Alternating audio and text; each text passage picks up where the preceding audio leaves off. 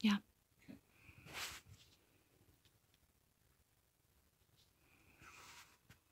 You got this. Brian David Marshall, a Magic the Gathering historian and commenter in Vice's YouTube video titled Magic the Gathering, Inside the World's Most Played Trading Card Game, stated, "It, being Magic the Gathering, might just be the best game ever made." Now you might be wondering, why listen to the guy who's talking about a card game?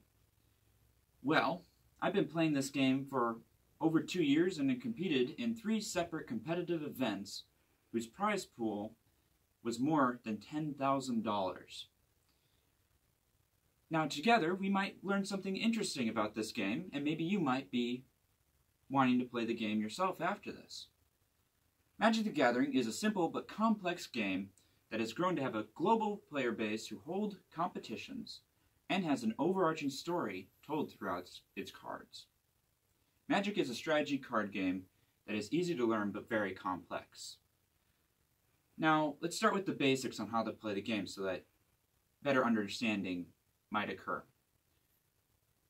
Now, how to win the game of Magic the Gathering is generally to lower your opponent's life total down to 0. To do that, you need mana, which is produced from lands. You can play 1 land a turn, and each land generally produces 1 mana. Now, the easiest way to defeat your opponent is to attack with creatures, which you need to pay mana for.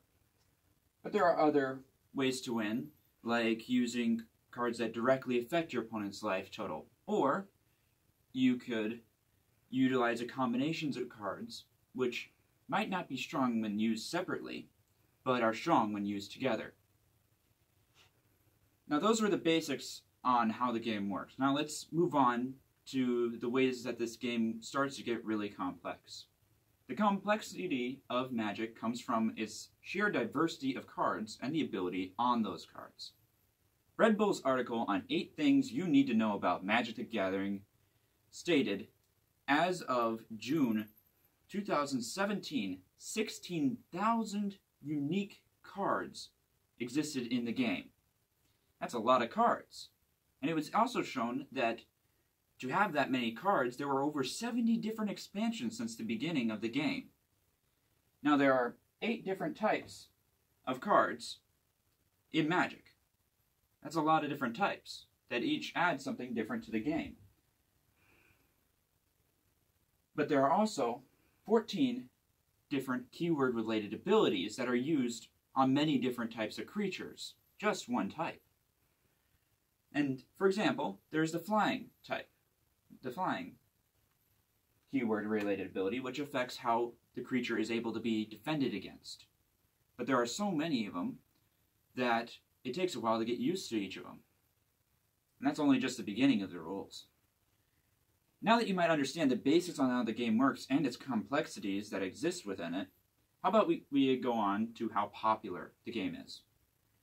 Magic has a growing group of players globally, even has its own competitions and its own Hall of Fame that develops from those competitions.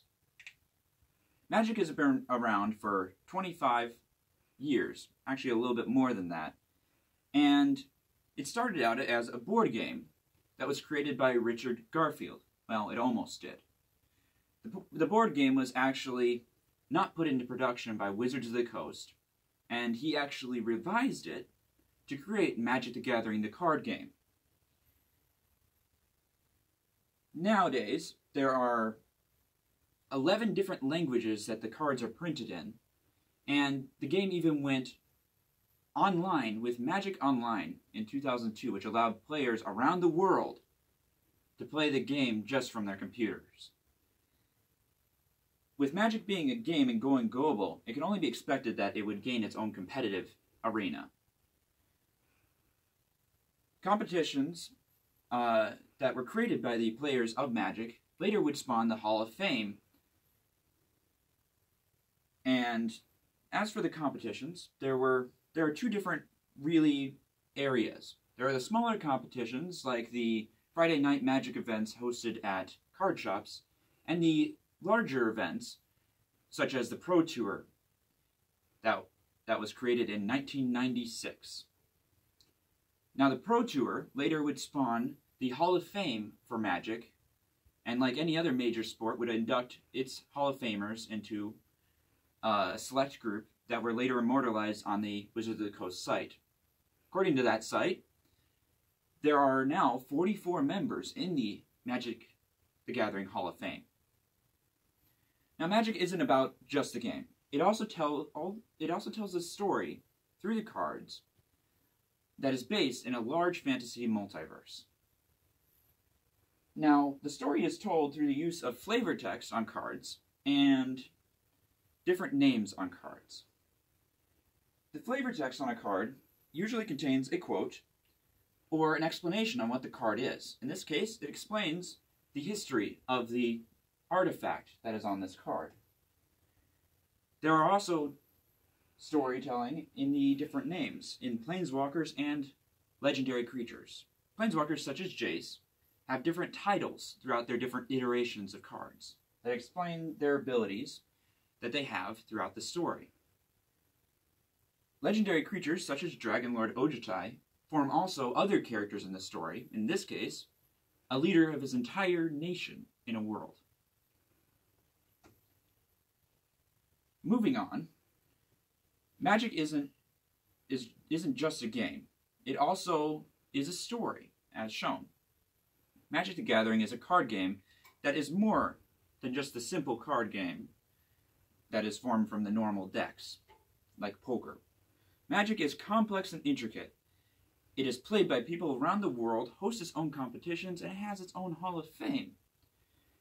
Magic even holds within its cards a story. I hope you have gained a greater understanding into the simple complexities that is Magic the Gathering. As for me, I will keep playing the game. I will keep meeting its challenges as more cards come out. I will face different opponents across the table from myself. And I will meet new people who also play the game and may make some new friends. I may even meet you across the table in the future. Cut and end scene.